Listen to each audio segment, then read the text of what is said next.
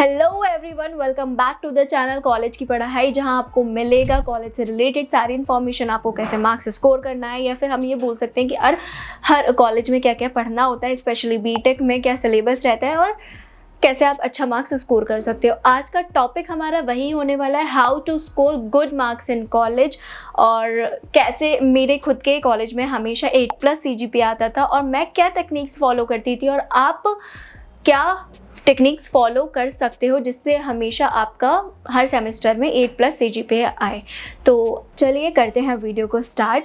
तो सबसे पहले आपके जो माइंड में क्वेश्चन आ रहा होगा, या फिर हर किसी के माइंड में क्वेश्चन आता है कि दीदी, जब मैं अभी अपने कॉलेज टाइम पर हूँ और मेरे को हमेशा यही क्वेश्चन आता था कि देखो कॉलेज का जो CGPA होता है, जब मैं अपने स्कूल टाइम पे थी मैं यही सोचती थी, मैं बहुत टाइम से सुनती भी आ रही थी कि क्या कॉलेज का या स्कूल का CGPA हमें क्या जॉब एश्योरेंस देता है, या फिर हमारी क्या जॉब हमेशा CGPA या फिर स्कूल के परसेंटेज के बेसिस पर लगती है या नहीं लगती है, कुछ अफेक्ट करता है। तो सबसे पहले तो मैं आपको ये क्लियर कर देती हूँ।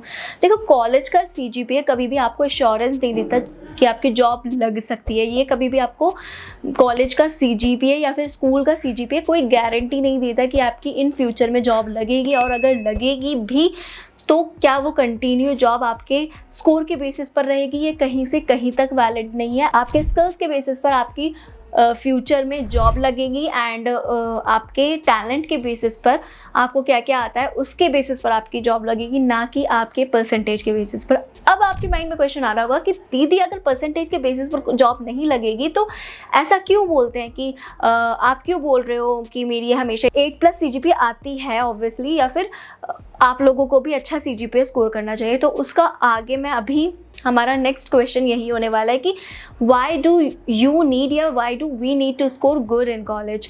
तो देखो, उसके बहुत सारे रीजंस होते हैं। हाँ, ये सच है कि जॉब एश्योरेंस आपका कॉलेज के मार्क्स से नहीं मिलता, बट द थिंग इज़ कि जब भी कॉलेज में कंपनीज विजिट करती हैं तो बहुत बार ऐसा होता है कि कॉलेज में कंपनीज विजिट करने के बाद जब देखती है कितनी सारी स्ट्रेंथ है, तो वो मिनिमम एलिजिबिलिटी क्राइटेरिया सेट कर देती है कि जिसके 5+ CGPA आया है कॉलेज में, 6+ या 7+ CGPA आया है, उन सबको भेज दो, उनका हम लोग इंटरव्यू लेंगे, उसके बेसिस पर हम अपनी कंपनीज में लेके जाएंगे। तो ये कुछ कंडीशंस होती है, और भी बहुत सारे रीजंस होते हैं। ऐसा नहीं है सिर्फ यही रीज़न है, बहुत सारे रीज़न, जैसे हायर स्टडीज़ के लिए आपको अच्छी CGPA मेंटेन करना चाहिए, और भी बहुत सारे रीजंस हैं। लेकिन मैंने कुछ आपको बेसिक रीज़न बता दिया कि क्यों सब लोग बोलते हैं कि आपको मिनिमम अच्छा CGPA मिनिमम इतना तो रहना ही चाहिए, फिर हम बोल सकते हैं आपको अच्छे से अच्छा CGPA स्कोर करना चाहिए। यही रीज़न है सब लोग आपको बोलते हैं कि आपको अच्छा CGPA स्कोर करना चाहिए।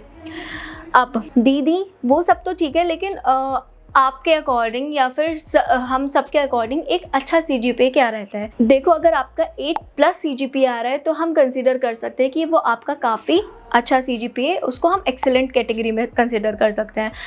अब क्या टेक्निक्स होती हैं कॉलेज टाइम पे कि आप एक अच्छा CGPA मेंटेन कर सकते हो अपने कॉलेज टाइम पे, क्योंकि कॉलेज के 4 साल में 8 सेमेस्टर्स होते हैं और हर सेमेस्टर्स में 2-2 एग्ज़ाम्स होते हैं, एंड उसके साथ साथ बहुत सारे असाइनमेंट्स और इतना सारा प्रेशर होता है कि कॉलेज के टाइम पर एक CGPA मेंटेन करना एक बहुत बड़ा डिफ़िकल्ट टास्क बन जाता है।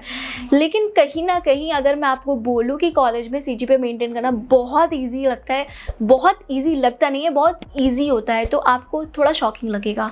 अब वो क्यों होता है वो मैं आपको बताती हूँ। देखो, स्कूल के टाइम पे आपको अभी भी, अब अगर अभी आप स्कूल में ही हो गए, ऑब्वियस शायद आप 12th पास आउट हो गए, और मैं ऐसा ऑब्जर्व कर रही हूँ कि आप 12th पास आउट हो गए और अब मेरे वीडियो देख रहे होगे, तो आप कहीं ना कहीं आपको माइंड में होगा कि आपको जैसे स्कूल में पढ़ना होता है सेम कॉलेज में पढ़ना होगा।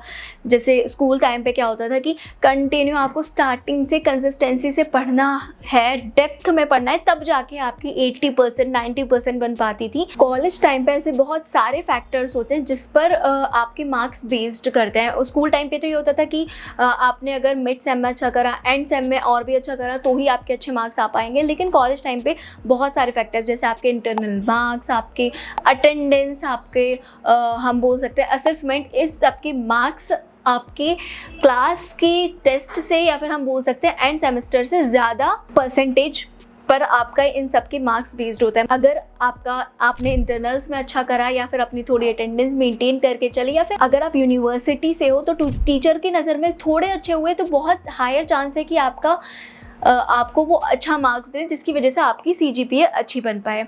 अब मैं असेसमेंट ये सब क्यों बोल रही हूँ, क्योंकि बहुत सारे टीचर्स क्या होता है, या तो आपके अटेंडेंस के बेसिस पर या फिर इंटरनल मार्क्स, जैसे छोटे छोटे टेस्ट हो जाते हैं, क्विजेज हो जाते हैं, ऑनलाइन क्विजेज हो जाते हैं, या फिर क्लास टेस्ट हो जाते हैं, या फिर हम बोल सकते हैं असाइनमेंट टीचर्स दे देते हैं। मिड सेम से हमेशा मिड सेम से पहले 2 असाइनमेंट और एंड सेम से पहले 2 असाइनमेंट टीचर्स, जनरली बहुत सारे कॉलेजेस में ऐसा होता है कि टीचर्स इतना असाइनमेंट देते हैं ताकि वो आपको इंटरनल मार्क्स आपके असाइनमेंट के बेसिस पर दे पाएँ। और बहुत सारे टीचर्स क्या करते हैं कि वो आपकी अटेंडेंस के बेसिस पर आपको मार्क्स देते थे। तो ये सारे रीजंस की वजह से आपको बहुत कम ध्यान देना पड़ता है मिड सेम और एंड सेम। आपको उतना ज़्यादा कंसिस्टेंसी से नहीं पढ़ना पड़ेगा। अगर आप एग्ज़ाम से 1 हफ्ते पहले भी थोड़ा पढ़ना शुरू करोगे तो बहुत अच्छा आपका मार्क्स आ सकता है। ठीक है, फर्स्ट पॉइंट आई होप आपको क्लियर हो गया होगा। अगर मैं दूसरा चीज़ पे फोकस करूँ कि तो आप बहुत सारे लोगों को मिथ होता है कि 1 दिन पहले पढ़ने से हो जाएगा। हाँ, बहुत सारे ऐसे स्टूडेंट्स होते हैं जिनका 1 दिन पहले पढ़ने से काफ़ी अच्छा CGPA मेंटेन हो जाता है। मैं भी उसमें से कहीं ना कहीं अपने आपको एक मानती हूँ, लेकिन मैं बिल्कुल 1 दिन पहले पढ़ना शुरू नहीं करती हूँ। एग्ज़ाम्स स्टार्ट होने से 1 हफ्ता पहले मैं थोड़ा जो टफ टॉपिक्स होते हैं वो पहले ही क्लियर करके रख लेती हूँ, ताकि जो एक नाइट पहले की पढ़ाई हो उसमें मुझे टफ टॉपिक्स ऑलरेडी आते हो एंड जो इजी टॉपिक्स हैं वो रिमेनिंग बचे, जिसकी वजह से मेरा काफ़ी हद तक पूरा सिलेबस कंप्लीट हो जाता है 1 दिन पहले। और बहुत सारे स्टूडेंट्स जो ये बोलते हैं ना, मैंने 1 नाइट में पढ़कर इतना मेंटेन कर लिया, उसके बैकग्राउंड में अगर आप देखोगे उसका रीज़न यही होता है कि वो पहले 1 हफ्ता पहले से ही अपने टफ टॉपिक्स कंप्लीट करना शुरू कर देंगे हर सब्जेक्ट के, और 1 रात पहले एग्ज़ाम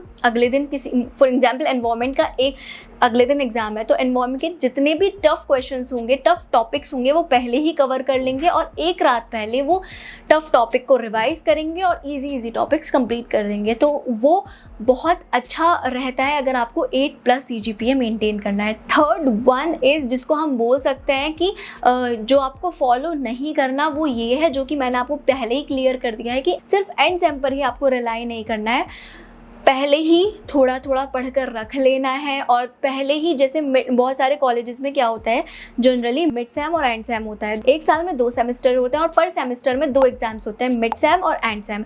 मिड सेम की वेटेज जनरली ज़्यादा देखी जाती है बहुत सारे कॉलेज में as compare to end sem. भले से मिड सेम में आपको आधा सिलेबस आता है और एंड सेम में ज़्यादा आता है, लेकिन कॉलेज टाइम पे आपको ये लगता होगा जैसे आप स्कूल टाइम पे करते आ रहे होगे कि मिड सेम को कम वैल्यू दिया, एंड सेम को ज़्यादा दिया, क्योंकि एंड सेम की वैल्यू उस टाइम पे ज़्यादा होती थी। लेकिन कॉलेज टाइम पे ऐसा नहीं होता, मिड सेम की जनरली ज़्यादा वैल्यू देखी गई है as compare to end sem. तो बहुत बार ऐसा होता है ना, स्टूडेंट्स जो मिड सेम पे ज़्यादा फोकस नहीं करते और ये सोचते हैं कि हम एंड सेम में बहुत अच्छा परफॉर्म करेंगे, वो जनरली वो वाले स्टूडेंट्स होते हैं जो सिर्फ फर्स्ट सेमेस्टर में आए होते हैं, 12th पास आउट करके फर्स्ट सेम में आए होते हैं और उनको बहुत ज़्यादा कॉलेज के बारे में नॉलेज नहीं होता। वो अपना स्कूल टाइम वाला ही टाइम टेबल फॉलो कर रहे होते हैं, जिसकी वजह से उनका फर्स्ट सेमेस्टर में बहुत कम मार्क्स रह जाता है। सेम कंडीशन मेरे साथ भी हुई थी। मेरे माइंड में भी ये सारी चीज़ें चलती थी, लेकिन जब मैंने अपने फर्स्ट सेम के मार्क्स देखे वो काफ़ी मुझे कम लगे एज़ कम्पेयर। अब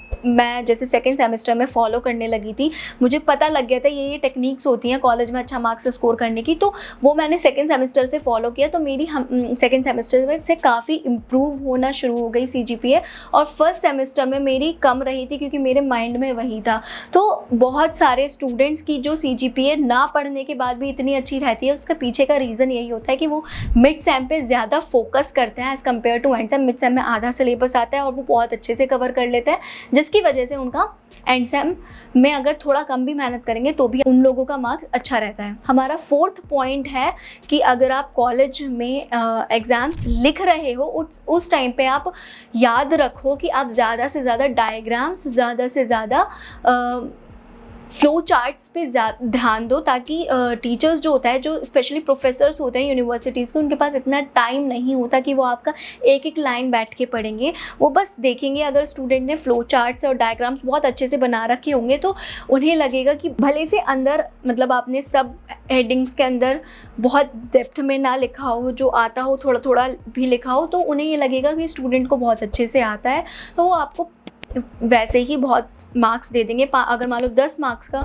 है तो वो 8-9 मार्क्स इजीली दे देंगे, अगर आपने फ्लो चार्ट्स और डायग्राम्स बहुत अच्छे से बना रखे होंगे।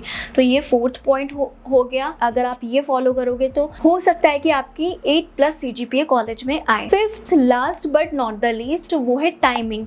बहुत सारे कॉलेज में 3rd ईयर से इंटर्नशिप्स आना शुरू हो जाती है एंड 4th ईयर से प्लेसमेंट आना शुरू हो जाता है। अगर आप एक ऐसे स्टूडेंट हो जो 3rd ईयर में बैठकर मेरी वीडियो देख रहे हो, तो अगर आपको चाहिए कि आपके 1st और 2nd ईयर में काफ़ी अच्छे मार्क्स आए, क्योंकि जो इंटर्नशिप वाला जो कंपनी आएगी तो वो आपकी CGPA 1st और 2nd ईयर की देखेगी, ना कि 3rd ईयर की। और सेम फॉर 4th ईयर, अगर आप 4th ईयर के स्टार्टिंग में प्लेसमेंट आना शुरू हो जाती है तो 1st, 2nd, 3rd की आपकी CGPA देखते हैं, ना कि 4th ईयर की। तो आप ट्राई करो, और 1st और 2nd ईयर में बहुत ईजी रहता है अपना CGPA को मेंटेन करना, क्योंकि 1st ईयर में बहुत ज़्यादा टफ सब्जेक्ट्स नहीं होते। बहुत बेसिक सब्जेक्ट जो आपने 12th में पढ़े होते हैं, सिर्फ वही सब्जेक्ट्स होते हैं। और same for 2nd year. 2nd year में थोड़ा आपको प्रोजेक्ट्स वगैरह मिलना स्टार्ट हो जाएगा, बट सब्जेक्ट्स आपके सेम वही, ज़्यादा डिफ़िकल्ट नहीं होते हैं। लेकिन 3rd ईयर में जैसे आओगे तो वहाँ पर आपको थ्योरेटिकल कम और प्रैक्टिकल नॉलेज ज़्यादा की वजह से आपको प्रेशर ज़्यादा हो जाता है। बहुत सारे प्रोजेक्ट्स आपको देखने के लिए मिल जाते हैं, जिसकी वजह से हो सकता है कि बहुत सारे स्टूडेंट का CGPA उतना मेंटेन ना रह पाए, क्योंकि उन्हें इंटर्नशिप्स और प्लेसमेंट का भी उस टाइम पर देखना पड़ जाता है। तो जिसकी वजह से उनका 3rd और 4th ईयर में बहुत हायर चांस रहता है कि CGPA थोड़ा डाउन चली जाए। इसलिए आप ट्राई करो, अगर आप 12th में बैठकर मेरा वीडियो देख रहे हो और कॉलेज में 12th के बाद कंप्लीट कर कॉलेज में आने का प्लान कर रहे हो, तो ट्राई करो 1st और 2nd ईयर में आप बहुत अच्छे से CGPA मेंटेन करके चलो, ताकि 3rd एंड 4th ईयर में थोड़ा ऊपर नीचे भी हो तो आपका मैनेज हो जाए। तो यही कुछ फैक्टर्स है जो कि मैं अपने कॉलेज टाइम पे फॉलो करती हूँ, और अगर आप भी फॉलो करोगे तो आपका बहुत हायर चांस है कि आपका हमेशा हर सेमेस्टर में 8+ CGPA रहे। अगेन मैं यही बोलना चाहूँगी कि CGPA मेंटेन करना कोई जॉब एश्योरेंस नहीं देता कि आपकी जॉब लग ही जाएगी, या फिर जॉब लग ही गई है तो कंटिन्यू आपकी जॉब वो रहेगी। हाँ, बट कंपनीज जब आएंगी तो हायर चांस है कि वो आपके CGPA के बेसिस पर आपको इंटरव्यू लें। बाकी वीडियो पसंद आई हो तो लाइक, शेयर, सब्सक्राइब कर दो, क्योंकि इस चैनल पर आपको ऐसी वीडियोस, ऐसे इन्फॉर्मेटिव वीडियोस मैं देती रहूँगी। मिलते हैं नेक्स्ट वीडियो में, अभी के लिए बाय।